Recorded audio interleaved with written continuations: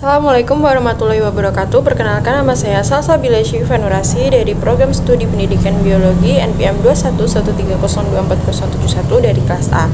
Di sini saya akan menjelaskan mengenai model desain pembelajaran Azure. Topik yang akan kita bahas adalah pengertian pembelajaran model Azure, yang kedua sistematika penerapan model Azure, yang ketiga manfaat Azure model dalam pembelajaran, dan yang keempat komponen-komponen model desain pembelajaran Azure.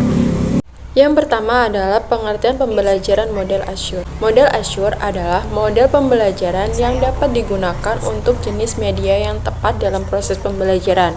Model ini dikembangkan untuk menciptakan aktivitas pembelajaran yang efektif dan efisien, khususnya pada kegiatan pembelajaran yang menggunakan media dan teknologi. Model ini berorientasi pada KBM. Strategi pembelajarannya melalui pemilihan dan pemanfaatan metode, media, bahan ajar, serta peran serta pembelajar di lingkungan belajar. Azure model didesain untuk membantu guru dalam merancang rencana pembelajaran yang terintegrasi dan efektif dalam menggunakan teknologi dan media dalam kelas. Baik, yang kedua adalah sistematika penerapan model Azure. Model Azure merupakan satu model yang merupakan sebuah formulasi untuk kegiatan belajar mengajar atau disebut juga model berorientasi kelas. Menurut Heinrich et al. 2005, model ini terdiri atas 6 langkah kegiatan, yaitu yang pertama analisis siswa, yang kedua menentukan standar dan tujuannya spesifik mungkin, yang ketiga pemilihan strategi media dan materi, yang keempat penggunaan teknologi media dan materi, dan yang kelima merangsang partisipasi siswa, yang keenam evaluasi dan perbaikan.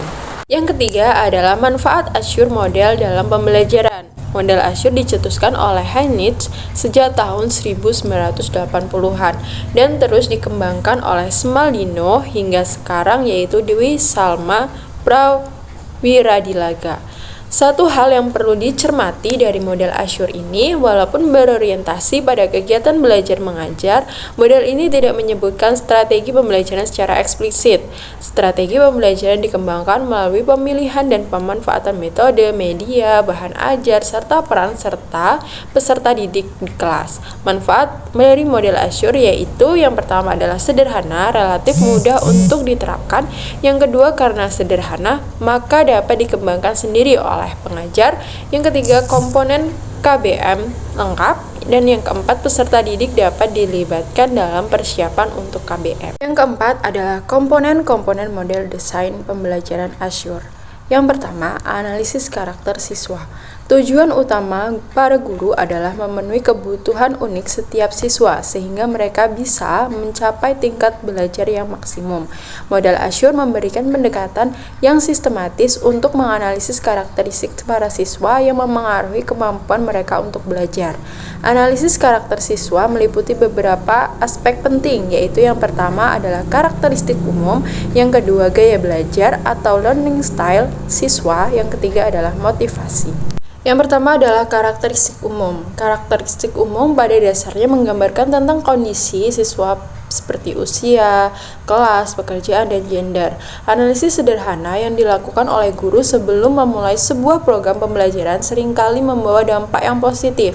Cara sederhana untuk mengetahui karakteristik siswa dapat dilakukan melalui observasi, wawancara, dan pretest. Informasi yang dapat diperoleh dari cara yang dilakukan tersebut yaitu etnis dan latar belakang individu, sosial ekonomi, sikap terhadap materi pelajaran, dan usia siswa atau trainee. Yang kedua adalah kemampuan awal. Untuk mengetahui kemampuan awal yang merupakan persyaratan dalam mengikuti suatu program pembelajaran diperlukan adanya pretest. Hal ini dapat digunakan oleh para guru untuk menghindari asumsi yang kerap dilakukan bahwa seluruh siswa telah memiliki kemampuan awal yang diperlukan sebelum mengikuti program pembelajaran. Kemudian gaya belajar atau learning style dapat didefinisikan sebagai suatu cara tentang bagaimana seseorang individu melakukan persepsi, berinteraksi, dan merespons secara emosional terhadap lingkungan belajar.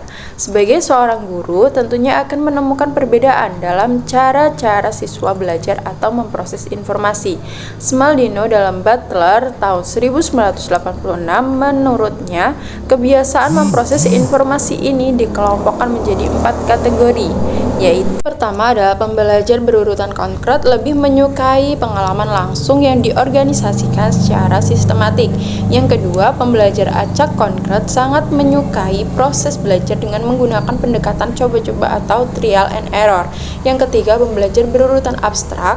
Biasanya individu yang memiliki gaya belajar ini cepat dalam memahami pesan dan informasi verbal dan simbolik yang disampaikan secara sistematis. Dan yang keempat, pembelajar abstrak acak pada umumnya memiliki kemampuan untuk memaknai pesan dan informasi yang disampaikan melalui media.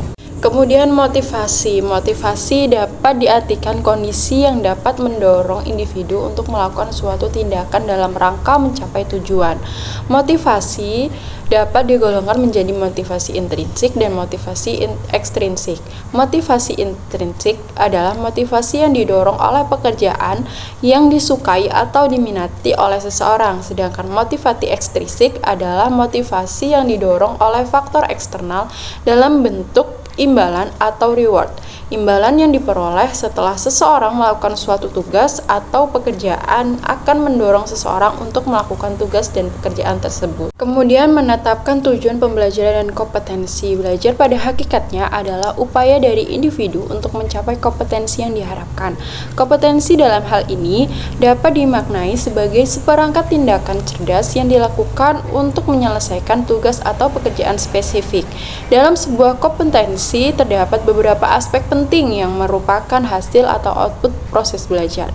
Kompetensi juga dapat dikatakan sebagai hasil dari proses pembelajaran.